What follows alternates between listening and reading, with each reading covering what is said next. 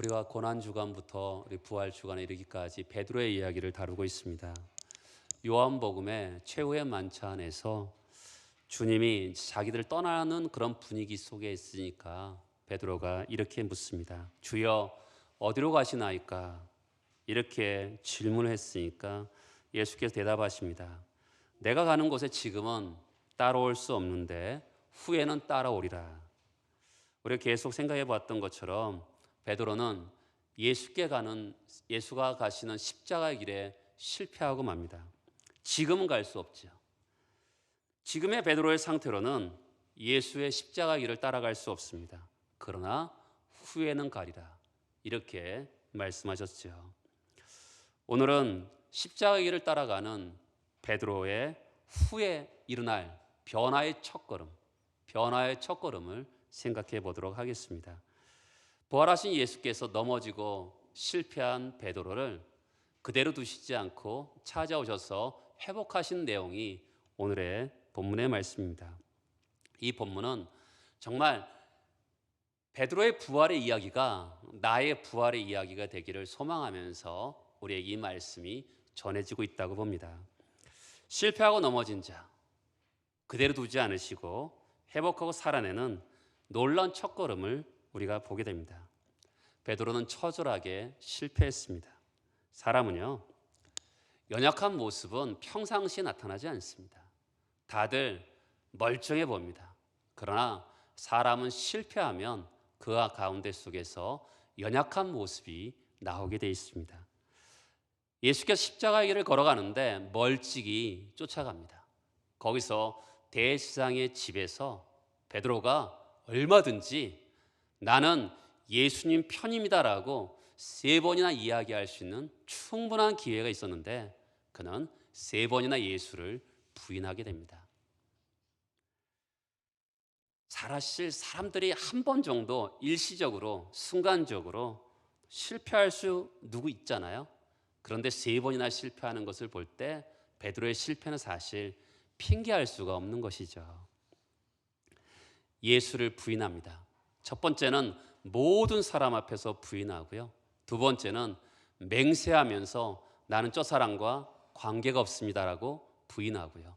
세 번째는 저주하면서 난 저 사람 모릅니다 하면서 부인하고 있습니다. 베드로가 살던 시대는 이런 배경이 있습니다. 어떤 곤란한 상태의 사람이 처하면 그런 경우에 자기 결백을 주장해야 될 거 아니겠습니까? 그럴 때 맹세하며 주장하면 사람들이 보통 그 당시는 그냥 받아준다 그럽니다. 근데 맹세하는데도 그것이 받아들이지 않는 경우에는 이와 같이 저주하면서 맹세할 때 사람들은 받아준다 그래요. 나는 저 사람을 따르지 않는 사람입니다. 알지 못합니다. 이렇게 이야기하는 것이죠. 베드로 어떻습니까? 예수께서 말씀하실 때 그가 다른 사람 다 버려도 나는 주님을 따르겠습니다. 이렇게 말을 했거든요. 그러면 3번이나 사람들이 물어요. 그러면 나는 예수님 편입니다. 나는 예수님을 따르는 사람입니다. 이렇게 말할 수 있음에도 불구하고 3번이나 나는 그를 모릅니다. 그는 나와 관계가 없습니다. 3번이나 부인하면서 실패한 베드로를 오늘 본문은 회복하고 있습니다. 근데 어떻게 회복하고 있을까요? 그것은 다양한 암시를 통해서 이렇게 베드로를 회복하고 있습니다. 디베레 바닷가에 지금 예수를 만나고 있거든요. 근데 우리 9절에 보면 육지에 올라오니 숯불이 있습니다. 우리 이 숯불이란 단어는 헬라어 단어는 성경에 딱 2번밖에 없습니다. 요한복음 18장 18절에 보면 그때가 추운 거로 종과 아랫사람들이 불을 피우고 서서 쬐니 이 쬐었던 숯불의 단어입니다. 여기서 무엇을 했습니까? 대제사장 집 뜰에서 예수를 부인했습니다. 지금 베드로가 예수를 알아보고 바닷가에 풍덩 빠져서 예수께 왔습니다. 그때 펴져 있는 숯불을 보면서 아차한 거죠. 내가 그때 예수를 부인했는데 라면서 예수께서 그를 연상시켜 주고 계십니다. 숯불 위에 물고기도 있지만 또한 떡이 있습니다. 이 떡을 보면서 무슨 생각이 들었을까요? 예수께 최후의 만찬, 유월절 만찬 시간에 베드로에게 말씀하죠. 너희들이 나를 다 떠날 것이다. 그때 베드로는 아닙니다. 다른 사람 다 떠나도 나는 예수를 떠나지 않을 것입니다. 나는 예수와 함께 죽고 예수와 함께 감옥에도 갈 것입니다. 이렇게 말했던 것이 이 떡을 보면서 그는 생각이 났을 것입니다. 또한 예수를 3번 부인했는데 오늘 예수께서 3번의 질문을 하시는 거죠. 또한 누가복음 5장에서는 밤이 맞도록 물고기를 잡을 수 없었는데 깊은 데로 가서 물고기를 잡으라 했더니 엄청나게 많은 물고기를 길어 올렸습니다. 근데 21장의 앞부분에 보면 밤이 맞도록 수고했는데 한 마리도 못 잡았을 때 오른편에다가 그물을 내렸더니 153마리가 그물에 걸리게 되었습니다. 자기를 부르셨던 예수를 또 연상시키는 것이죠. 왜 예수는 이와 같이 숯불을 통해서 또한 떡을 통해서 또 물고기를 잡는 것을 통해서 또한 3번의 질문을 통해서 왜 이렇게 아픈 기억들을 떠오르게 할까요? 베드로에게 굴욕감을 주기 위해서 그랬을까요? 그렇지 않습니다. 항상 우리는 예수를 믿는 그런 과정을 생각해 보세요. 예수께서 우리에게 예수를 믿는 과정은 항상 똑같습니다. 우리의 죄를 먼저 지적하십니다. 여러분, 우리의 죄를 지적하면 우리 마음이 어떻게 될까요? 근심이 생깁니다. 부끄러움이 생깁니다. 그렇죠? 그러면서 우리의 마음이 낮아지게 돼 있습니다. 낮아짐을 통해서 하나님의 은혜는 그 낮아진 마음을 통해서 하나님의 은혜가 들어옴을 통해서 우리가 구원을 받게 되는 것이죠. 그와 같이 지금 베드로에게 숯불과 떡과 물고기와 또한 3번의 질문을 통해서 그에게 굴욕감을 주고자 하는 것이 아니라 그를 하여금 어떤 하나님과의 그 만남 가운데 속에서 또한 그의 마음이 아픈 상처를 끄집어내면서 그를 회복시키는 것을 볼 수가 있는 것이죠. 그의 상처를 드러내는 방법으로 지금 질문을 하시는 겁니다. 15절에 보면 요한의 아들 시몬아 네가 이 사람들보다 나를 더 사랑하느냐. 요한의 아들 시몬아, 원래 이름이 요한의 아들 시몬이거든요.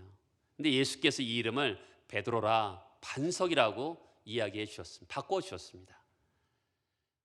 이 반석 위에, 이 신앙 고백 위에 내 교회를 세우리라. 더 이상 시몬이 아니고 베드로다 이렇게 말씀하셨는데 다시 요한의 아들 시몬아 이렇게 불러요. 왜 그랬을까요? 지금 베드로 반석이 아닌 상태인 시몬의 상태에 있는 것이죠. 지금 약하고 실패한 그 상태에 있는 요한의 아들 시몬아라고 부르면서 여기 있는 모든 사람들보다 나를 더 사랑하느냐 이렇게 묻습니다. 여러분, 이 첫 번째 질문에는 좀 다른 면이 있습니다. 자, 보세요.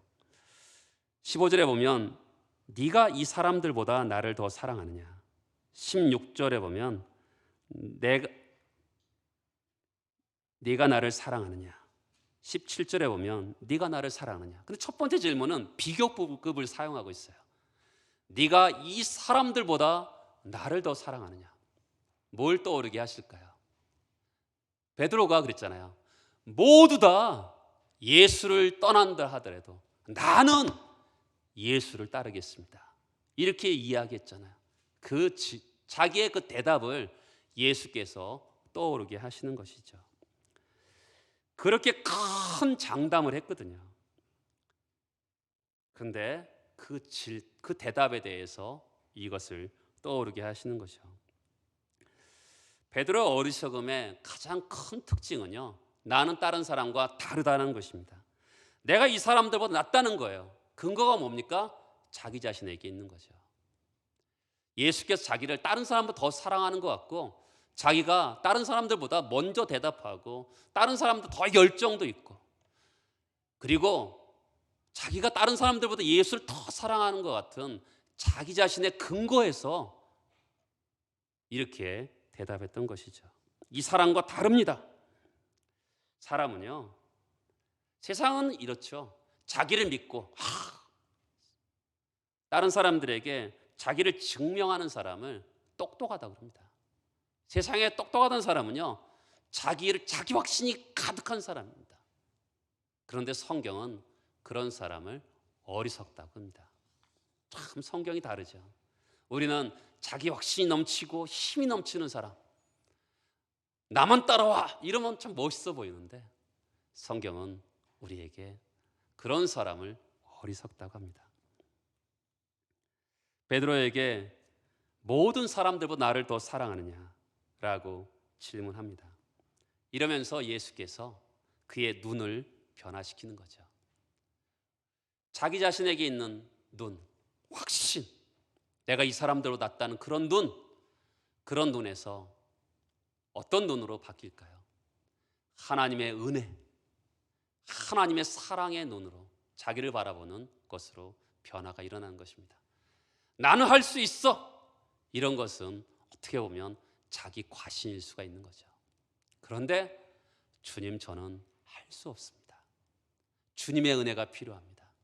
주님의 사랑이 필요합니다.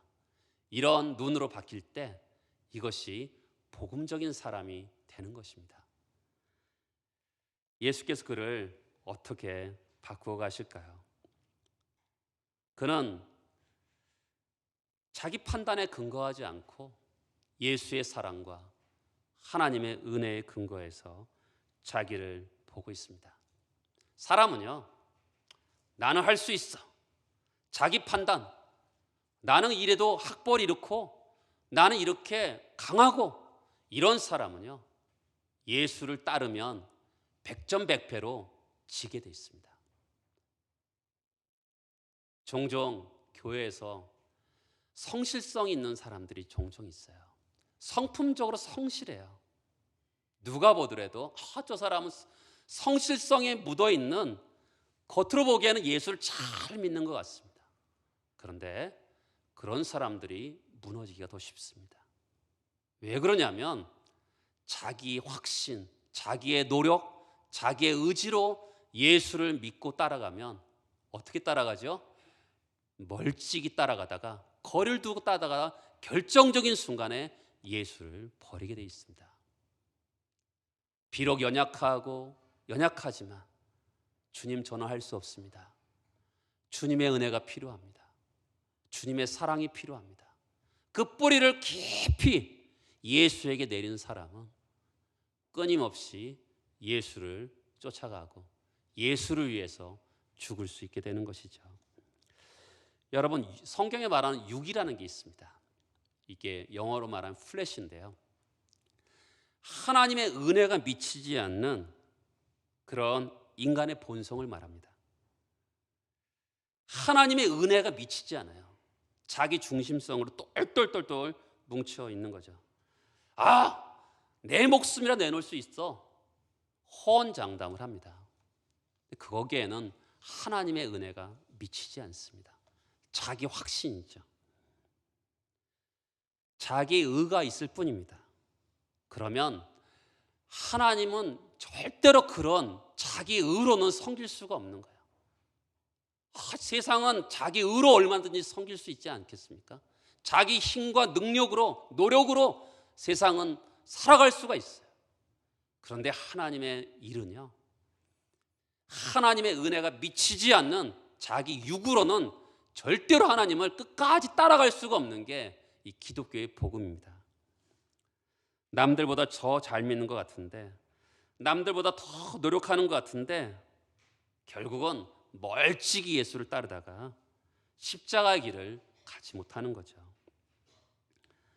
세상에서는 이런 신분, 이런 지위, 이런 학벌을 가지고 평판을 듣는데 결국 자기 중심적인 거죠. 자기 신뢰. 근데 결정적인 순간에 십자가를 지고 따라가지 못하는 겁니다. 베드로는 어리석게도 자기를 보는 눈이 자기 자신에게 있었던 것이죠.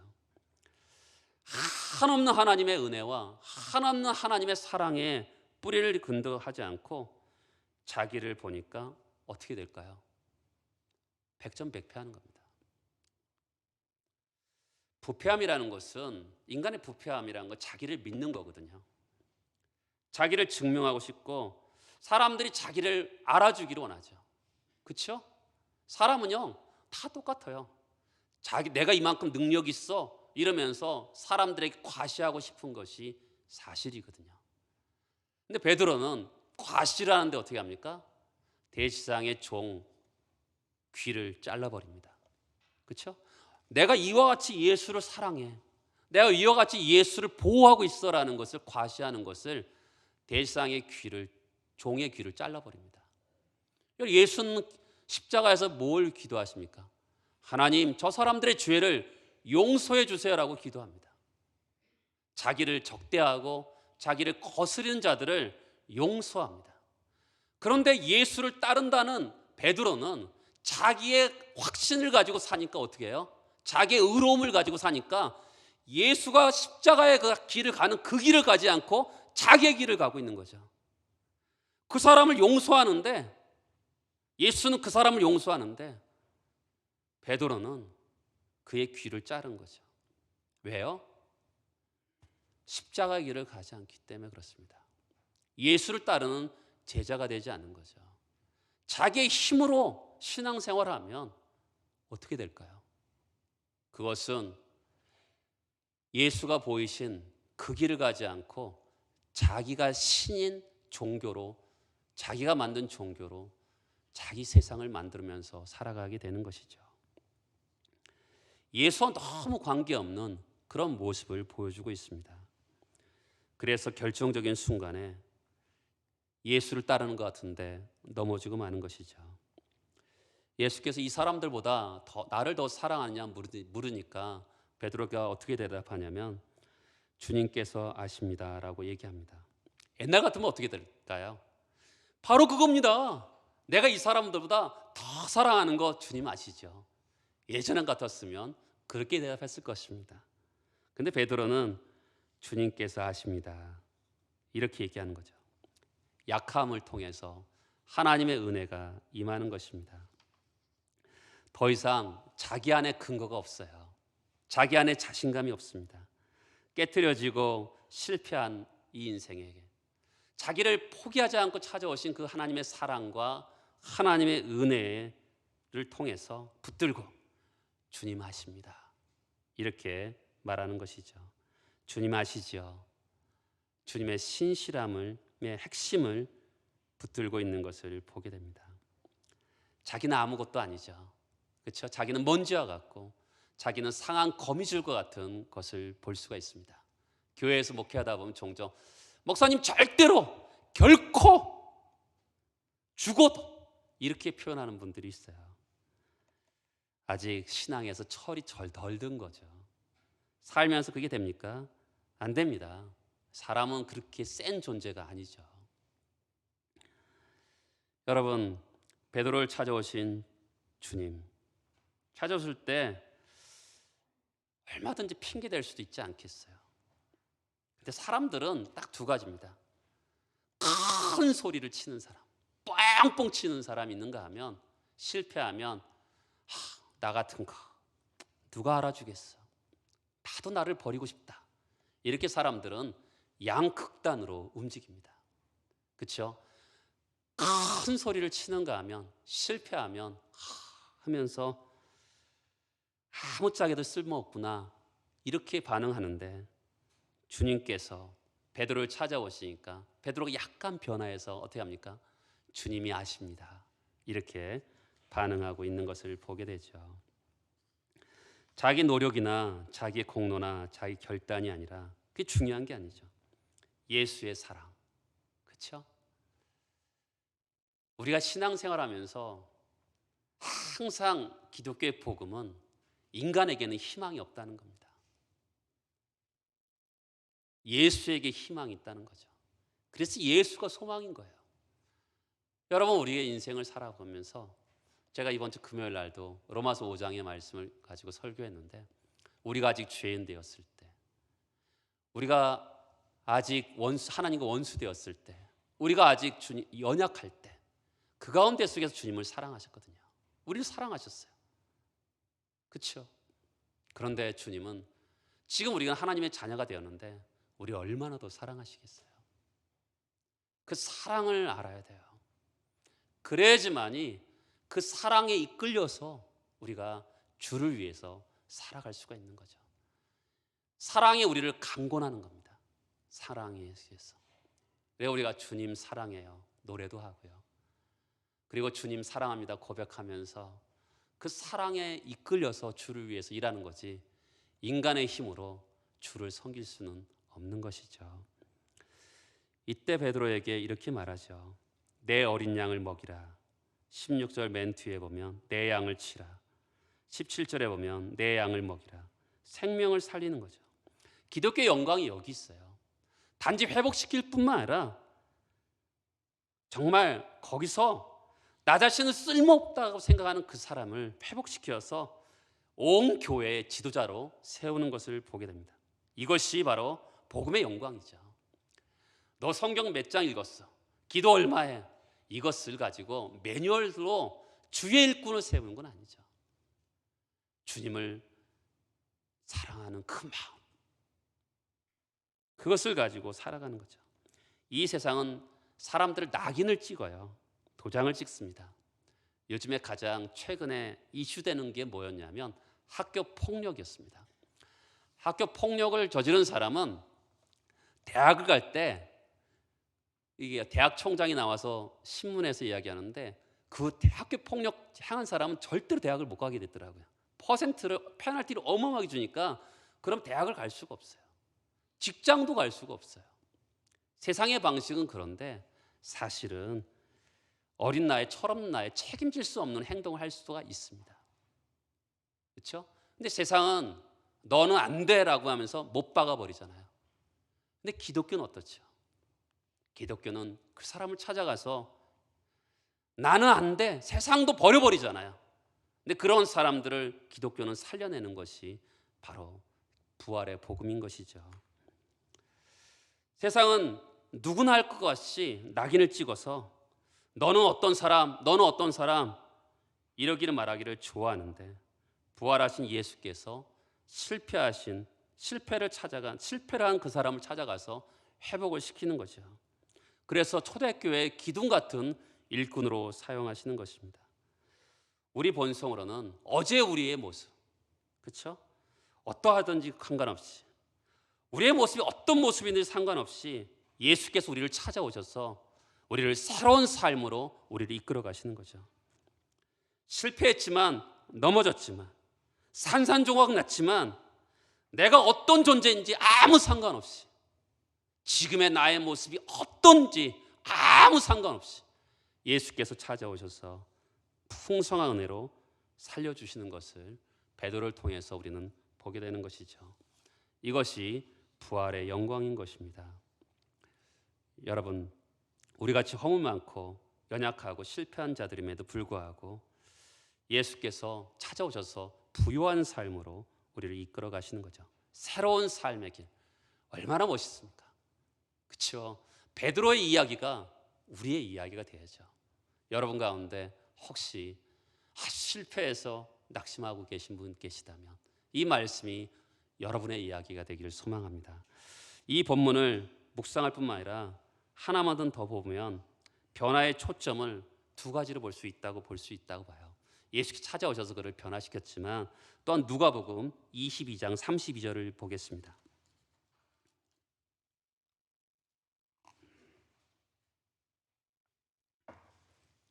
누가복음 22장 31절에 보면 시몬아 시몬아 보라 사탄이 너희를 밀가부로 하려고 요구하였으나 그러나 내가 너희를 위하여 내 믿음이 떨어지지 않기를 기도하였노니 너는 돌이킨 후에 내 형제를 굳게 하라.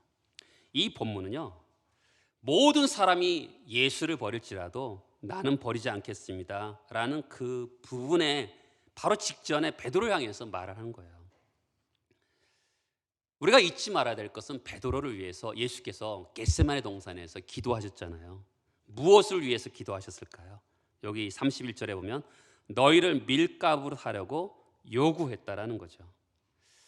예수께서 십자가에 달려 돌아가셨어요. 그렇죠? 그리고 제 아들은 3년 동안 인생을 걸고 쫓아다녔는데 결국 처참한 실패가 기다리고 있는 것이죠. 근데 예수께서 뭘 위해서 기도를 합니까? 믿음이 떨어지지 않기 위해서 기도하는 거죠. 생각해 보세요. 내 인생을 걸고 쫓아간 그 예수가 죽어버려요. 그러면 어떻게 될까요? 낙심이 되죠. 여러분, 낙심이 되면 어떻게 될까요? 믿음이 아무 효과가 없어집니다. 여러분, 세상은요, 우리는 말을 들을 때 한쪽 말만 듣게 돼 있습니다. 인간은 그래요. 두 쪽 말을 다 듣지 않습니다. 그러니까 종종 우리 인생을 살아가면서 낙심이 생기면 끊임없이 낙심이 우리를 몰고 오고요. 믿음의 말씀이 우리를 휘어잡으면 믿음의 말씀이 우리를 휘어잡게 돼 있는 거예요. 근데 낙심이 생기면 믿음이 자꾸만 사그러지고 없어지는 것을 보게 되죠. 그렇죠? 내가 실망해봐요. 나 같은 거 하나님이 쓰시겠어? 나도 버리겠다. 주님도 나를 버리실 거야. 근데요, 그것은 세상의 방식이거든요. 예수께서 버림당하심을 통해서 우리는 어떻게 해요? 다시는 우리를 버리지 않죠. 예수가 심판을 당하시면서 우리는 절대로 심판받을 일이 없는 거죠. 예수께서 하나님께 버림당하시면서 우리는 절대로 어떤 일이 있다 하더라도 버림받지 않는다는 것이 우리 신앙의 기본인 것이잖아요. 그런데 마귀가 어떻게 얘기하냐면, 야, 너 예수를 사랑하고 예수께 헌신하고 예수께 봉사했는데 네 믿음 허구야, 가짜야. 그러면서 지금 밀가루 산다는 말이 뭐냐면 부채질하는 거예요. 마귀가 부채질하면서 밀껍질이 막 날아가는 것처럼 우리의 믿음이 날아가 버리게 한다는 거죠. 그때 예수께 동시에 뭘 하냐면 우리를 위해서 기도하고 계신다는 것입니다. 너를 위해서 내 믿음이 떨어지지 않도록 기도하신다는 거죠. 그렇죠? 여러분, 우리 인생을 돌아보세요. 우리의 믿음이 정말 바람처럼 날아갈 것 같은 그런 순간을 우리는 종종 경험합니다. 그런데 어느 날 다시 믿음이 견고해지는 나의 모습을 볼 때가 있어요. 왜 그랬을까요? 예수께서 우리를 위해서 사탄이 밀가루도 하면서 너 그래도 목사냐, 너 그래도 장로냐, 너 그래도 집사냐, 그래도 예수 믿는 사람이냐, 너 자신도 포기하라고 우리를 향해서 끊임없이 믿음을 포기하게 하는데 어느 순간에 예수께서, 성령께서 우리를 위해서 기도하심을 통해서 어느 순간에 그 사탄의 말을 듣지 않고 예수께 나를 위해서 기도하셨다는 것을 나중에 다시 일어나면서 우리는 경험하게 됩니다. 위대한 로마서 8장에 보면 이와 같이 성령도 우리의 연약함을 도우시나니 우리는 마땅히 기도할 바를 알지 못하나 오직 성령이 말할 수 없는 탄식으로 우리를 위하여 간구하시느니라.